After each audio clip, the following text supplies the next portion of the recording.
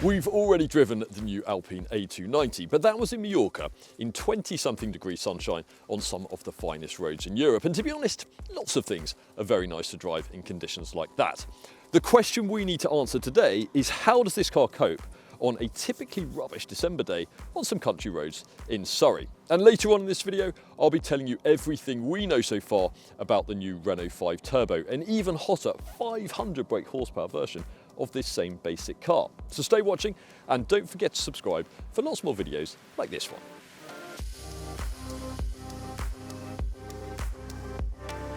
But let's start with the elephant in the room, because fairly obviously this is a Renault 5. So why is it called an Alpine A290? Well, Renault is very keen to promote and expand its Alpine brand. It's pumped millions into the F1 team over the past few years, and unlike the two-seat A110, this car should theoretically appeal to a much wider audience. The confusing thing here is, though, that although there was an Alpine version of the original Renault 5 back in the 1970s, Renault itself has arguably the richest heritage of any brand when it comes to building hot hatches, with all-time greats like the Renault 5 Turbo, but also the Clio Williams and the Megane Cup in its back catalogue. Anyway, forget about the name. It looks absolutely stunning, doesn't it? Let me know in the comments below if you disagree, but certainly everyone I've spoken to and who's seen this car out in the wild has said it looks amazing. Differences compared to the regular Renault 5 include these gloss black wheel arch extensions, deeper sills, and there are also more aggressive looking bumpers on the front and the rear, plus these X-shape daytime running lights. On the regular 5, there are square-shaped DRLs,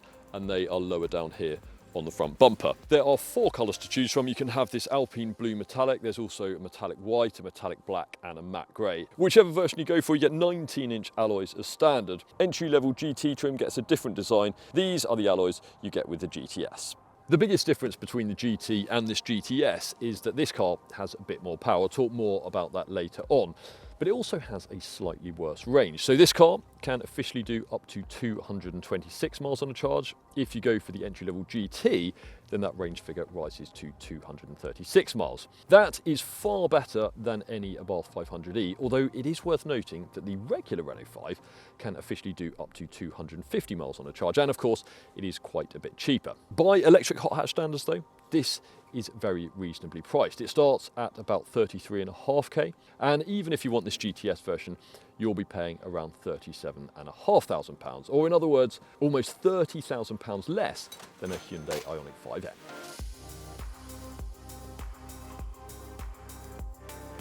Now, when getting inside, particularly when it's dark, it is advisable to wear shin pads, because this sill protrudes quite far out and it is painted black.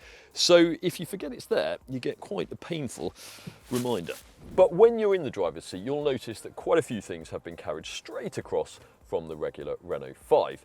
And that includes this superb Google-based infotainment system. Although if you go for the GTS version of the A290, then you do get an extra menu that gives you some telemetry. So you can have a look at the G-force you're generating around corners or under braking, and also check out the temperature of the brakes, and there's even a lap timer function as well. The seats aren't noticeably different than those in the Renault 5 either, although if you go for GTS trim, then you do get some leather trim, but they've got enough side bolstering so you don't find yourself sliding around the car too much when you're driving harder. There are some pretty big differences though. So in the regular Renault 5, the gear selector is a stalk mounted up here behind the steering wheel.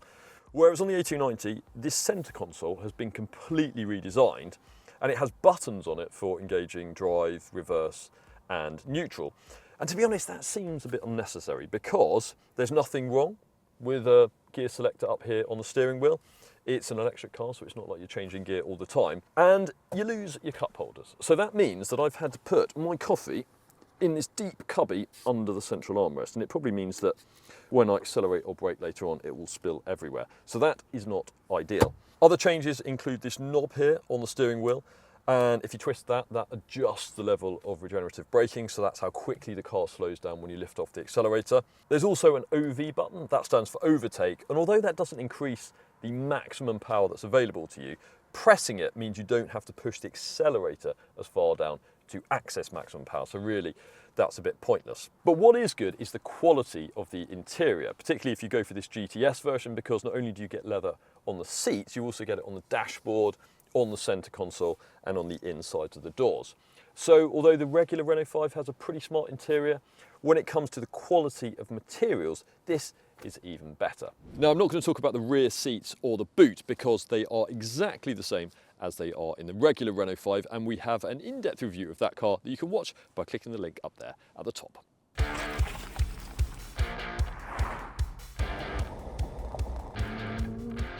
Anyway, what you want to know is what the A290 is like to drive. And other than its method of propulsion, I'll talk more about that in a minute, this is similar in ethos to hot hatches from generations ago. A lot of modern hot hatches like the Audi RS3 and the Mercedes A45 AMG have so much power and such high handling limits that you struggle to drive them hard on the road, particularly a fairly narrow, winding one like the one I'm on here. The A290 is essentially just a Renault 5 with slightly more power and stiffer suspension, and there's nothing wrong with that. You don't need 400 brake horsepower and four-wheel drive to have fun. The entry-level GT version has 177 brake horsepower. This GTS has 217 bhp, so it can do 0-60 in around about 6.5 seconds. And that means it's quick, it's faster than a 1980s Renault 5 GT Turbo, but it's not insanely rapid like a Tesla Model 3 Performance or a Hyundai Ioniq 5N. In fact, it's only a little bit quicker than a Ford Fiesta ST, and really you wouldn't want any more power going to those front wheels, because if you accelerate hard from low speeds, then there is a noticeable amount of torque steer, so the steering wheel can pull left or right in your hand depending on the camber of the road. But this is still good fun. The steering is sharp, it's direct, and there's enough grip, but not so much you have to do 100 miles an hour through a roundabout before you feel as if you're really testing the car's limits. The brakes are good too. They are more consistent, they're more feelsome than they are in the regular Renault 5, and the A290 has noticeably less body lean as well. So overall, this is far more capable and, more importantly, more fun than an Abarth 500e or an MG4 X-Power. The only thing you do lack is the interaction you get from a manual gearbox and a great sounding engine.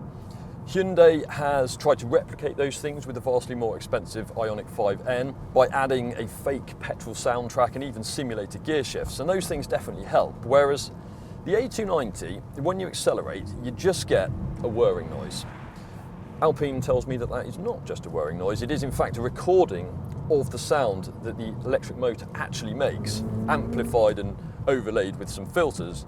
But clearly I'm not an electric motor connoisseur, because to me it just sounds like a hum. Anyway, as you'd expect, the ride is a bit firmer than it is on the regular Renault 5, but the damping on the A290 is absolutely superb. So this doesn't get out of shape even on really poorly surfaced roads, and it's surprisingly comfortable when you're just pottering around. Now, what about the new 5 Turbo we mentioned at the start? Well, Renault has just announced that there will definitely be one, and it will be a wide-bodied rear-wheel drive monster. So in concept, very similar to the original 5 Turbo, apart from the fact this new one, officially called the Turbo 3E, will be fully electric with a motor on each rear wheel. Together, those motors produce up to 500 brake horsepower and can slingshot the 5 Turbo to 62 miles an hour from a standstill in just 3.5 seconds. Details are fairly thin on the ground right now, but this reinterpretation of the original 5 Turbo and Turbo 2 has a carbon fibre superstructure to make it both light and rigid, as well as a livery inspired by its 1980s forerunners. Further details will be released next year, but we do know that the charging socket is located in one of the rear air scoops. So what's the verdict on the A290 now that we've driven it in the UK? Well, this is certainly the best electric hot hatch in its price point. It's in a completely different league to the MG4 X-Power or Abarth 500e. It doesn't offer the same reward or assault on your senses as a Ford Fiesta ST or a Hyundai i20N, but guess what? You can't buy either of those anymore. And this is certainly more fun than a VW Polo GTI. So unless you've got very deep pockets for an Ioniq 5N, this is currently the best electric hot hatch that you can buy. Thanks for watching this video. If you want to watch our review of the regular Renault 5, click up there. And for a full detailed written review of the Alpine A290, click there.